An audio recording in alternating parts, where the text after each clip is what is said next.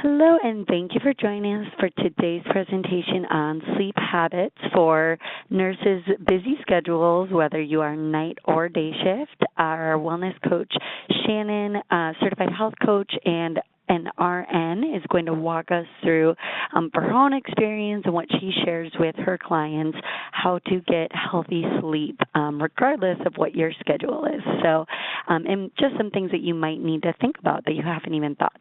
So, passing it over to Shannon. If you have any questions or comments throughout today's presentation, feel free to use the chat box to Shannon, and we hope that you enjoyed today's presentation. Thank you.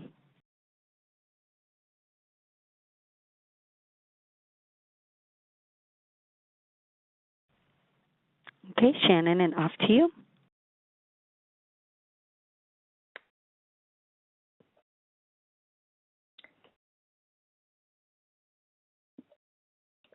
Good morning, everyone, or good night, depending on which shift you worked. Today, I want to talk with you about sleep and how, regardless of whatever shift that you are doing, you still need sleep. So we're going to talk about some of these sleep habits and some of the things on what gets in the way of our sleep and why sleep is so important. So let's get started. This is what I want to talk about in specifics today. I want to go over some of the previous points from what we've talked about before as a quick review. And I want to say, are nurses getting enough sleep? How much sleep do you really need? Like, there's so many different opinions on what everyone needs. And let's talk about the day shift and the night shift sleeping patterns, because there is some differences. And I've worked both. I worked day shift and night shift, so I know how both of those go. And then what about this thought of let's wait to sleep until we die? We're too busy having fun and living life, we can sleep later. And then what's actually going on in your time in bed? What does your sleeping environment look like, and ending your day well for sleep? Of course, our per usual disclaimer. And let's talk about what we've talked about. I know you guys have heard these, but I just want to reiterate these points to keep fresh in your mind, that taking care of yourself as a healthcare provider is very, very important. You guys are important just like your patients are important. Make sure you're taking care of yourself. And then going back to the basics is the first step for this. So dealing with your eating habits, your drinking habits, your sleeping patterns, your stress, all these things matter to your overall picture of health. And then with stress, we talked about managing your stress pressure and how you can do this through deep breathing, getting outside, and of course our best medicine, which is laughter. We talked about how hydration is important, and not only getting enough in, but what you drink is just as important. So making sure you're drinking hydrating beverages. Fuel your body properly for a great shift, and make sure you have the nutrients and minerals that you need to work your body for your shift. And then last week we talked about protecting your body and your physical health to make sure that you don't get injured at work, and to make sure that you're able to continue having a great career as a nurse and being active. So this week we're going to talk about the next component, which is sleep, a very important part of our balance of health and well-being. So are nurses getting enough Zzz? How many hours of sleep are you getting? Less than 4, 4 to 6? You guys can hit up the chat box and kind of put in what you're getting for sleep. Let me just kind of take a quick poll and see what everybody's getting as far as their sleep pattern. I see some 6 hours, 4 or 5. 9. Wow, you guys are sleeping good if you're sleeping 9. Wish it was 6 to 8. Great. Let's take a look here. So according to the sleep expert at Emory, it's very difficult to get a sufficient amount of sleep when you're working a 12-hour shift or longer. So it's great that they recognize that, right? We're a different kind of beast in the nursing world. Especially when you consider that most people have an average, let's say maybe a 30-minute commute to work, and then they have to do that before and after. So it ends up being more like a 13, 14-hour day. And then they come home and they have to deal with anything else going on in their lives. So that is what the difficulty is with us working our long shifts and our sleep patterns, plus what's going through our head is probably preventing us from getting that good downtime as well.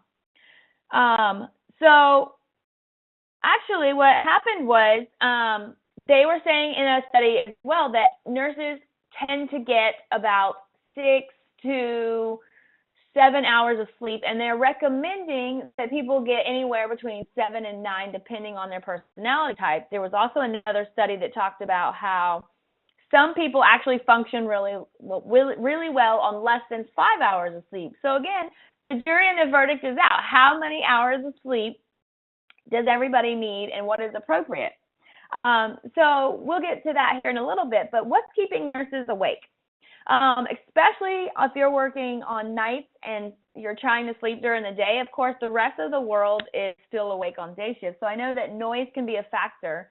But noise can be a factor even on work if you work day shift and you're working on nights. Like it could be anything from, somebody driving by with their music blasting it at 12 o'clock at night, or it could be the neighbor's dog barking, or maybe your own dog barking, or your own kids awake or something. So there's definitely that factor.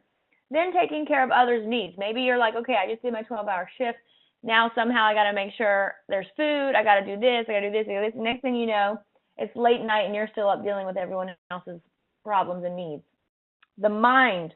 Mind is a huge factor for why we aren't getting our sleep, because if you have a periodic shift, it's hard to come down from that. You think about your day. Did I do everything I could have? What about what this doctor said? Blah, blah, blah. There's so much ruckus going on in there. And then social media. That is a new thing going on here probably in the last 10, 12 years, is all the access to social media.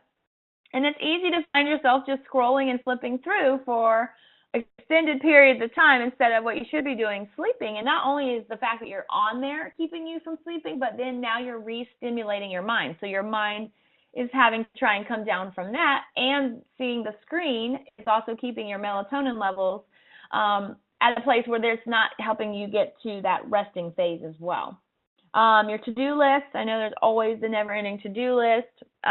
Maybe you have pain and discomfort. Maybe like from last week, like you talked about, you're one of those nurses that's already gotten injured at work or have something going on. And so because when you lay down, you feel pain and discomfort, that might be keeping you awake as well. Maybe you're thinking about the shift we talked about. Maybe you're working overtime, so you're not even home yet. You still haven't even got home from work because you're doing extra hours. Or maybe you're just too busy having fun. Maybe you're deciding to meet up with some friends for a drink after work, and then, one drink leads to two, and you're out having fun, and you're like, oh, shoot, I got to be at work again the next morning. So it could be of various reasons why nurses are still up and about. So this is what we were talking about with the other study, was the Center for Disease Prevention and Control recommends 7 to 9 hours of sleep for adults. And so does this include our healthcare professionals? And then a new study shows that working moderate to high physical demanding jobs, which I would consider nursing to be one of those kind of jobs, you're more likely to be one of two sleeper types. You're either a long sleeper and you're sleeping 9 or more hours, or you're a short sleeper and you're sleeping 6 or fewer hours. So it's interesting how it's different depending on your physical activity with your job. Not like we said last week, the more physical activity that you need to take care of yourself. So I just thought that was an interesting study, how you're either one or two categories according to this study. So let's look at the day shift and the night shift sleeping patterns. So for day shift, you wake up early in the morning, even sometimes before the sun is up, because you got to get up, you got to get ready, and you got to get on your commute to get to work by usually 7 a.m. Some hospitals, it's even 6:30 in the morning. So that's pretty early in the morning to get your day started. And then you have the daytime commute sometimes, which is, so for some people, it's a pretty rough commute. I lived in the Bay Area where you could live 10 miles away, but that could take you 45 minutes to an hour. So you have to prepare for that and backtrack and even get up even earlier. So that could be a factor as to what's keeping you from sleep, is if you're getting up so early. Sometimes you attempt to get to bed early, but you're still getting home. If you think about it, your shift ends around 7:30 at night, and you have the same kind of commute. Then usually there's activity in the evening, whether it's food or prepping for the next day at work, or all the things we just talked about. So it could be hard to actually get back in bed again at a decent time. So sometimes people end up staying up late, and then they're missing out on sleep, because regardless, you still have to get up early in the morning, even if you didn't get to bed like you wanted to. And you have a slightly more normal sleep pattern. I mean, you at least have the option to get more sleep and sleep at a regular time frame and do all of those things.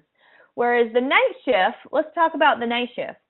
Night shift is random day sleeping. I tried every single way to do the sleep pattern on days, and I don't ever know if I came up with the correct thing. But some people will come home from their night shift and immediately go to bed, and then they'll get up sometime in the afternoon. Some people stay up later in the morning and then finally go to sleep in the afternoon and then get up right before it's time to go to work. Some people just randomly sleep at random times during the day and just say, oh, I'll get more sleep or have a better sleep pattern on my days off. But as nurses, you know, there's not huge gaps of times of your days off. So you could work 2 days and have 2 days off, but still you're swapping and swapping and switching your schedule around. So that could make things a little complicated.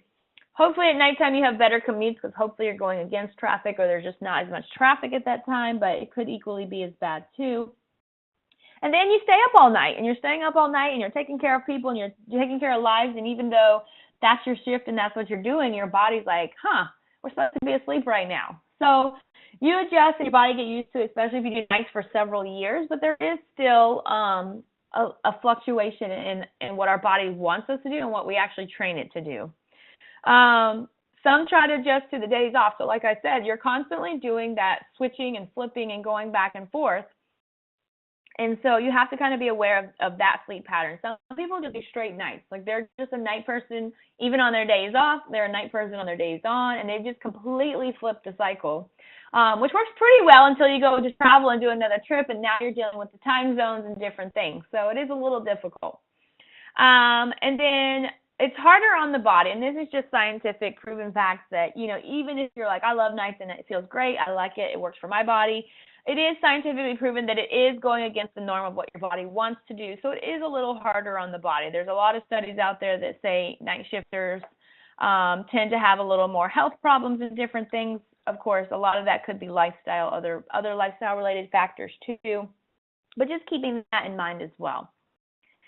And so I feel night shifters get interrupted sleep sometimes because, like we said, the rest of the world is still on day shift. So if you are trying to get sleep and then the neighbor decides he wants to build a house and do a house project, I mean, there's going to be all that hammering and all that noise. And if it's garbage day, then the garbage truck's coming by. I mean, I'm down here in San Diego, so you have all the helicopters flying over and the Navy and everything. So there's a lot more noise and stuff and interruptions on daytime. And if that's your sleep time, then you're going to have to come up with ways to kind of get around that.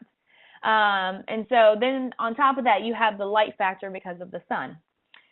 Some people don't care about that. Some people it really bothers them, and they have to get the blackout curtain. So how do you prepare for all these interruptions? So if there's any night shifters on, I'm just curious, like, what does it look like for you as you're trying to get sleep during the daytime? What tricks of the trade have you come up with to kind of help with that? Yep, black lights, dark curtains. Yep. Big pillows over your ears. Oh, some of you are like, I'm a heavy sleeper. It doesn't matter. So that's awesome. I wish I was a heavy sleeper. I feel like I hear every single sound. Very cool. So let's talk about some of this, and we'll get into that here in a little bit. So what about this theme of life is short, I'll sleep when I die? Like, we're having fun, right? Life is fun. You're doing traveling. You're going to new cities, new areas. You're learning new hospitals, new people. There's so much to see and do when you go to different areas. And so you're like, I'll sleep when I die. I don't have time for that. I used to feel this way too. I used to say, it doesn't matter. I can do it off of 2 hours of sleep. No big deal. I can do this. I can do that. And I did. And it was fine for a while. But these things always tend to catch up with you. And I know that the medical people, we have a sixth sense of humor. We like to have fun. We like to party. We like to do all kinds of good stuff. The problem with this motto, however, though, is if you live by it, you will die sooner. So yeah, you can wait to sleep until you die. You're just going to die sooner, which is not what we want to do. We want to have a good life, a long life, and we want to be enjoying it. But sleep is so important to our overall well-being. And the reason being is at nighttime, even though whether you're day shift or night shift, you always have a flip-flop with your body with the sleep, which means at night or at day, whenever it is you go to sleep, that is the time for the second shift to come in for your body. So let me explain that. Basically, during your awake time, you have I'll just say day shift for example. you'll have your day shift come in, and it's doing all the work, and it's running around, and it's taking care of you, and it's eating, and it's drinking, and it's going to the bathroom, and all these things that we do when we're awake. Then you go to sleep, and that's when essentially the night shift comes in. So you may be sleeping, but there are parts of your body that are still functioning and working, and they're doing the cleanup from the day shift. And I don't know if you're a night shift nurse. I know I always felt like I was doing the cleanup from the day shift. But now I'm day shift, so I'm like trying not to leave the night shift a mess. But basically, that night shift is coming in and is cleaning up the mess from your body and all the activities from the day. So if you're not sleeping, there's nobody coming in and cleaning up the mess. The second shift doesn't get to come in and do their job. So there's no repair happening. There's no cleanup happening. There's no rest for the organs that are working so hard. Like the heart is never ending. Like the heart always is beating. But when you're sleeping, it's not having to work as hard. So it kind of gets a break. It kind of gets some like downtime. Same with your brain. If your brain is firing and constantly doing stuff all the time, it doesn't stop that when you're sleeping. However, it gives it that slowdown, unless you're having a terrible nightmare dream or something, but it gives it that downtime. And so really, when you're not going to sleep, you're preventing the second shift from being able to do their job, and that's never a good thing. And so why is sleep so important? Look, other than the fact of what we talked about with it being the repair, for brain function alone, it helps improve your memory. It helps improve the creativity. You get better focus. It decreases stress, and it's good for your overall mental health. And who doesn't need all of the above for being a nurse? You need all of this, and especially with the memory thing. I don't know. I mean, I always have to write everything down, even when I've had good sleep. So I can only imagine if I didn't, how that would be affected. And obviously, you need to be focused. You need to decrease stress. Our jobs are stressful. We need to decrease that stress. And we talked about the repairs and the releases and the restores. And then your heart health. It actually lowers your blood pressure and decreases your heart rate. So we don't want to end up being one of the patients. I'm a cardiac nurse. I don't want to end up being a cardiac patient again because I already did that. It wasn't fun. So making sure that you're getting that sleep so your body can do that restorative repair. It can release the toxins and different things so you can have a good next day as well. All right, so what happens in bed? What are people doing in bed? Like people say, oh, I was in bed for 10 hours. Yeah, but how much of that were you actually sleeping? Because these days, people do everything in bed. People are wide awake thinking about their day. They're stressing. They're worrying. Their mind is busy. The people are eating in bed. People are watching TV. They've got their pets in there with them. They've got their kids with them. Maybe they're fighting in bed. Maybe they're just on their computer and doing work. So there's so many things that are happening in the bedroom that should not be happening in the bedroom. And so what should be going on in the bedroom when you're in bed to help you with this whole thing? It's kind of training your brain. So what are the nurses needing to do to get more sleep? This is my big rule that I usually talk to all my clients about. You need to save your bed for the S activities. So I'm pretty sure you guys are nurses, you can think of what those are, but just to review, sleep obviously is the number one thing that your bed is intended for. Sex is another one. It's a healthy part of a relationship. It's a healthy part of a human body and being. That's another one. And then when you're sick, we're the worst ones at this. We're like, oh, I'll go to work anyway. It doesn't matter. I want to save my PTO days for vacation. I don't want to call in sick. I'll just wear a mask. We are the worst patients ever as nurses. And so making sure that you're spending time in bed for when you're sick and taking that time to rest and heal and let your body get over whatever's going on. So these are the S's that I say this is what you should save your bed for. And if you start creating this environment in your bedroom where all other activity happens, like in the living room or outside of the bedroom, and your bedroom becomes this sacred sanctuary for you to just go and get sleep or have your little sexy time or when you're sick, you really start to transition your mind around it. And when you start to go into your room, it starts to become that for you. It's kind of like when you go to the spa, and the spa room is so peaceful and relaxing, and you haven't even gotten a massage yet, but just going in that room, you're like, oh, I'm starting to feel relaxed. I'm starting to feel a little bit better. So set your room up for that. And I know as travelers, we're always like going to new locations and we're going to new places, and maybe some of you are just staying in studios, and so it's hard to have that separation. But when you can, and if you can, try to separate that space where your bed is, where you go down and lay your head at night or at day. Make that specifically for those purposes. And if you want to do anything else, you need to do that outside of that space so that your body and your mind starts training itself to realize that this is the place for sleep. This is the place for rest, right? So I know you guys kind of mentioned some of the things that you do for night shift, but for people in general, some of the sleep aids and things that will help with this whole process is even just thinking about the things that you're drinking.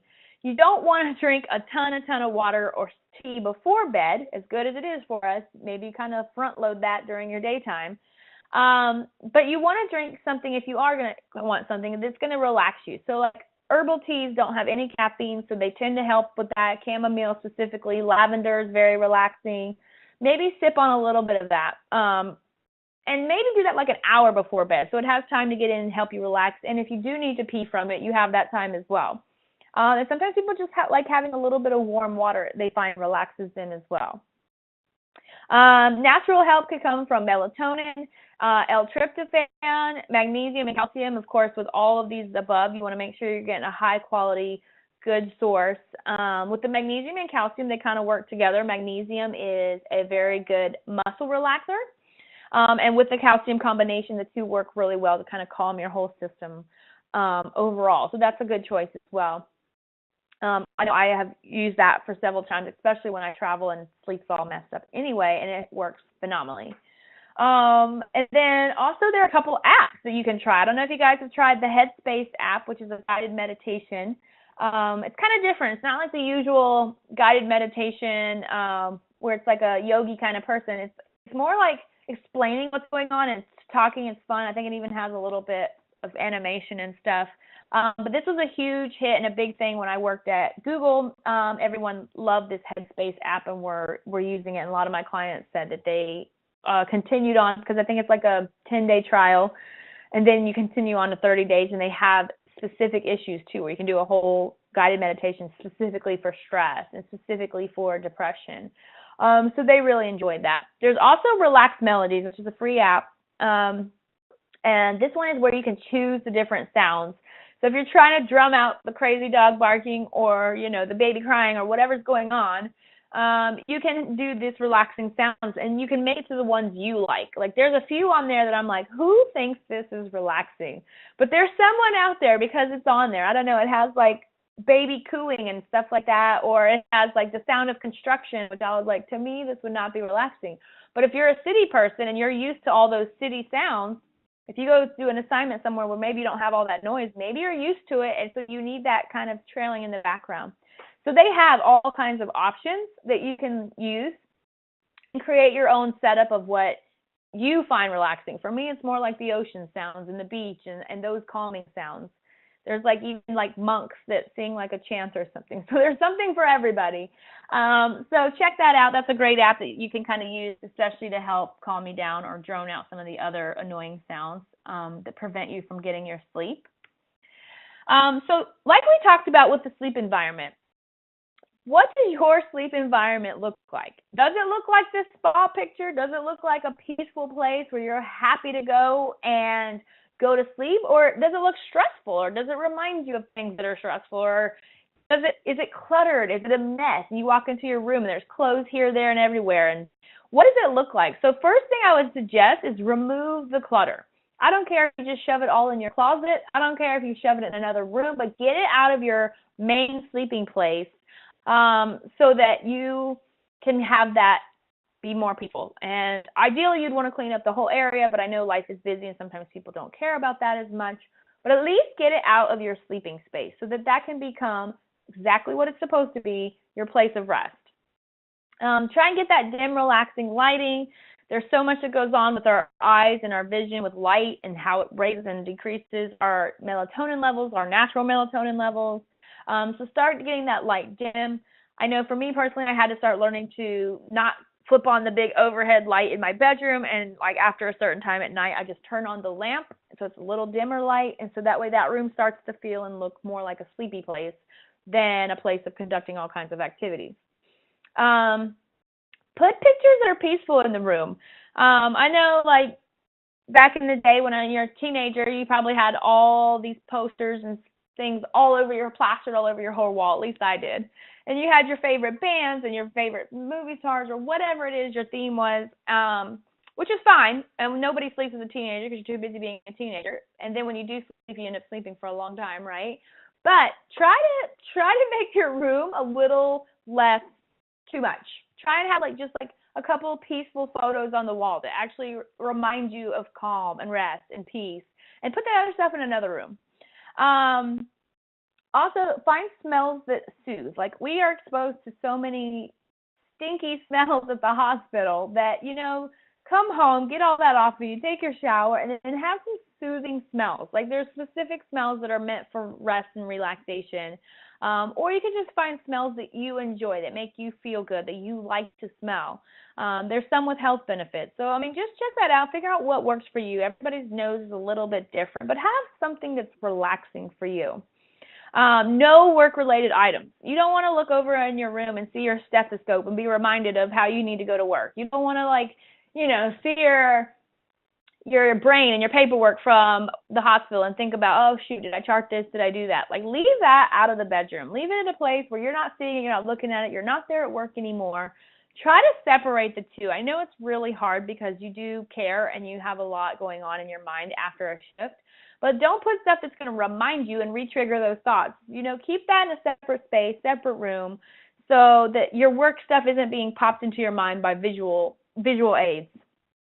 Sounds, we talked about, maybe having a fan, keeping that airflow, having some quiet, good music, having that noise. They have the noise-reducing machines that you can get. It just kind of plays like white noise.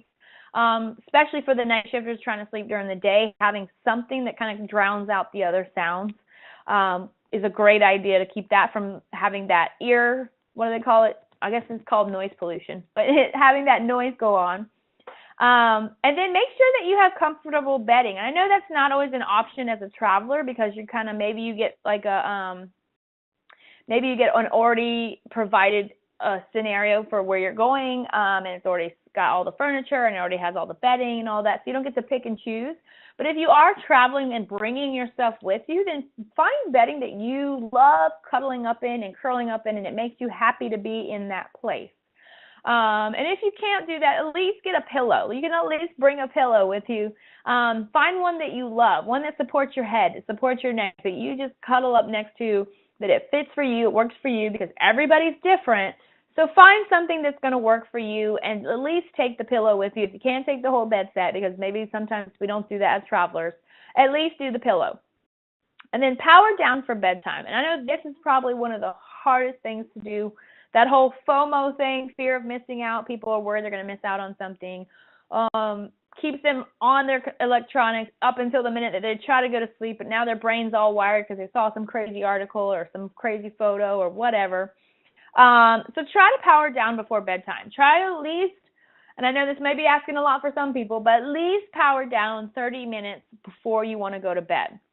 And basically that means set your alarm, put your phone away, put it on silent so that you can just focus on, okay, it's me time in my world, calming down, maybe reading like a relaxing book. Again, don't try and stimulate your mind with some crazy adventure book, but like a relaxing book, or, listening to some relaxing music, or just not being on electronic, just any other activity, just not being on electronic. Get your notebook out, make a list of like the things you want to do and the things you want to accomplish. Something other than being on the screen time, because that screen does actually affect your sleep patterns. And then leave the drama at the door. Whatever is going on in the outside world, close your door to your bedroom. Leave it out there. Obviously, some of it will still be there when you wake up, but at least let it be on the outside. Have your bedroom be that sanctuary, that peace place that you can go and get away from the rest of the world. Like, we all deserve to get away from all the drama from time to time. Otherwise, it just brings you down. So make sure that you're doing that. And then always be thankful. Be thankful that this is not your place to lay your head. Like, we always are taking care of our patients, and we're busy doing that. But, if you think about it, that's where they're sleeping for who knows how long.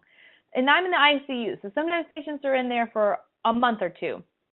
Sometimes people are only in there for a day, and then that's their last place they ever lay their head. So you guys know where I'm going with that. Like, they go on their special last ride down to the morgue. And so be thankful that that's not you. Be thankful that you're on the other side of the bedside, and that you, regardless of your day, regardless of the crap that happened, make sure that you are thankful that you're not the patient and that this is not your place of sleep, because those beds do all kinds of crazy functions, but they are not comfortable.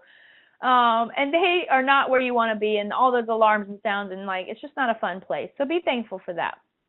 And in general, just be thankful. End your day well. Say, today I am thankful for, and every night before you go to sleep or every day before you go to sleep, at least think of 3 things that you're thankful for. Even if it was the worst day at work ever, there had to be 3 good things. 1, you can already say, thank goodness I'm not a patient in that hospital. 1, there you go, right there. 2, thank goodness I woke up alive today, right? Like, there, even if you have nothing else to be thankful for. But I'm pretty sure what you'll find is there are more things to be thankful for.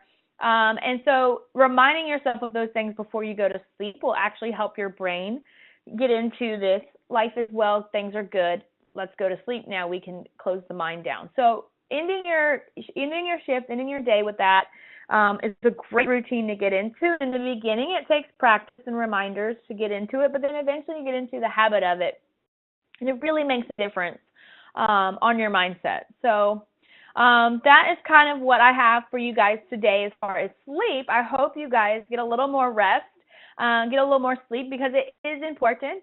And thank you again so much for listening to what I have to say. You can always follow me on any of the social medias. Just don't do it the half hour before bed at You Heart Life. And I will talk to you guys later. Thank you so much.